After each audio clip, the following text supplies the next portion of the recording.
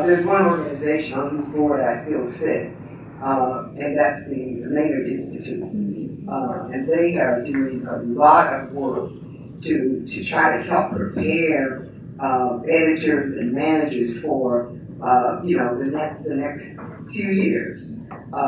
Cultural competency is one thing they're beginning to offer.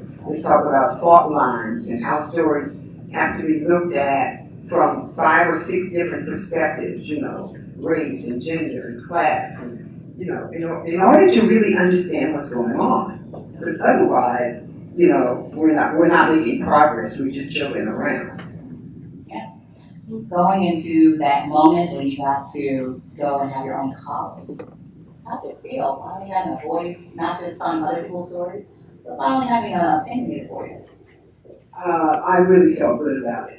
I felt good about it. It was, and I got a lot of my ideas from the Black community. I didn't just dream them all up. I went and talked to people and said, "What's going on? What do you think? What do you think about this issue?" Or I would find multicultural experts and find out, what do you think about what President Reagan said, or what do you think about what President Kennedy said? Well, that was my column came much after him, but it was really great, and it was hard because very often I said things that people inside the paper didn't like, Or outside the paper didn't like. Right, and outside. But what I liked about Bradley, he never. This is editor Ben Bradley. He never. Only one time did he tell me that.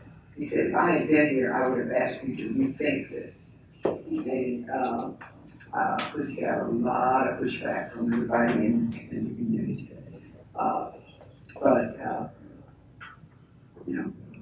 You just. I'm not saying it's easy, but I can because as I still stand many years later, I can tell you it's worth it.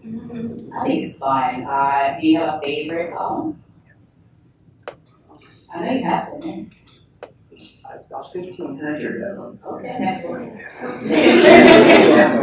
Okay, well, fine. What about that time of the Marvin Gaye one? How do you feel about that situation? I mean, I might as well throw it out there. We're talking about Collins. Yeah. She has a very strong view about Marvin Gaye's sexual healing. Would you like to talk to us about that?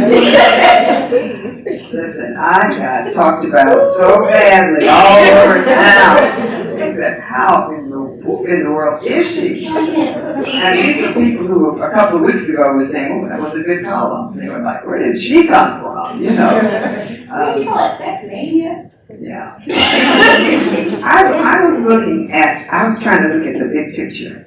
And I was looking at all of the young women with unintended pregnancies who were left to raise children that they did their best, but they didn't plan to have. Now remember, some of these were days before not all the birth control and so many things that people have available now.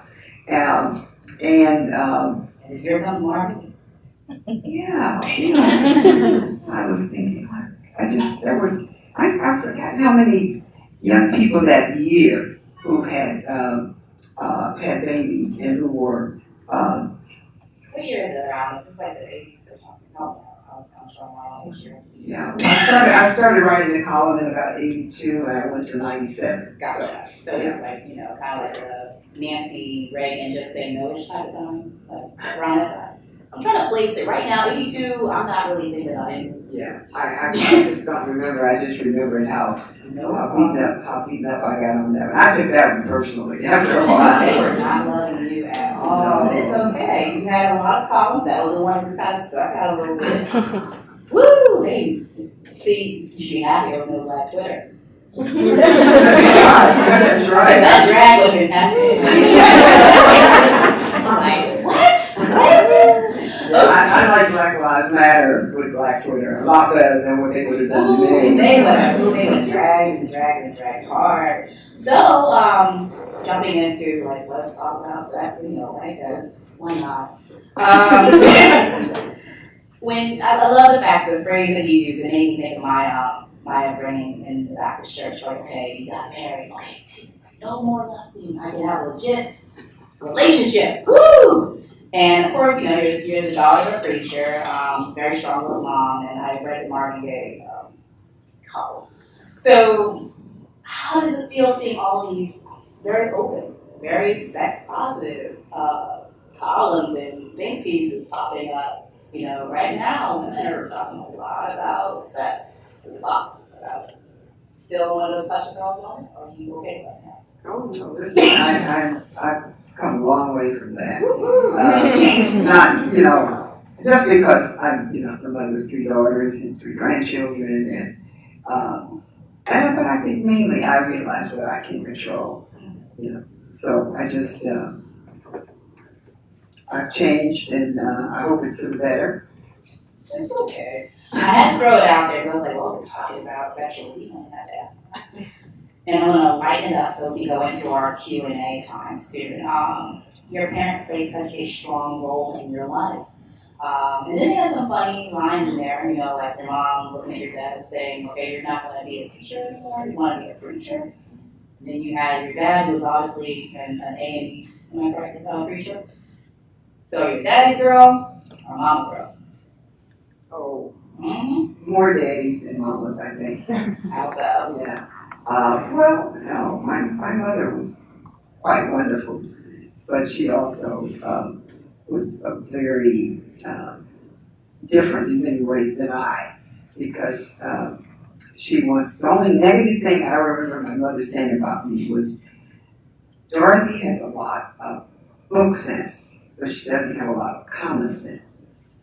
And I was like, ooh, mother. Mom can deal it out. She is real. But I think my dad was I was definitely daddy's girl. And random little factoid that did stand out. So you had a little time you worked over at Channel 5, WTTG, right? With Mr. Rory Goldridge. So, back then it was a little show. I'm just saying. Back then it was a little show. Okay, that's right up your alley. DC. You've seen what Maury does these days, right? I have not seen Maury in many years. Tell me what he does. He's been doing a lot of DNA testing to okay, I'm going to stop. I don't know. But the reality is that he's gone from that to, and I guess he's one of this, right? Yeah. He's turned to this only. Now he does paternity testing on TV. Not quite the news, politics, and not quite the same. No, that I do, I tell you. Not at all. I think it's about time to open it up for questions a little bit earlier. Just don't want to allow you guys enough time. She's phenomenal, as you can tell from this conversation. I could talk your ears off forever because I have a lot of questions. But I want to give you guys an opportunity to please ask questions and let me know when the microphone to you. Were there any opportunities that were availed to others that you wish, now kind of looking back in the past, that you wish you could have covered those stories yourself? Opportunities that you didn't have that you wish you would have had to cover a story maybe from a different angle or just in general the topic area? Not really, because as a columnist, you could cover stories across the board, and the good thing about writing a column is that you didn't have to get the approval of your editor. You just wrote what you wanted to write. Most of the time, they wanted a lot of reporting in the column, and then your opinion often came at the end, as opposed to starting out giving your opinion. What is it based on? But I really felt that I had a lot of opportunities, and that I was very, very fortunate, to have had a variety of opportunities. I know that was not the experience of everybody. One of the reasons that the small group of black reporters called the Metro 7 sued the Post was because there was some of the black reporters who wanted to cover some of the black stories, and they were political stories, and they were not given that opportunity. So there are many people who weren't given the opportunities that they really wanted. Another thing that we've had to fight against was pitching a story to an editor who just didn't understand it, but who didn't have the willingness to to expand his or her mind, to say, well, I don't quite understand it, but why don't you go ahead and do it? And one of the things that I found I would often do, and I often tell reporters to do, is to do a lot of enterprise reporting on your own.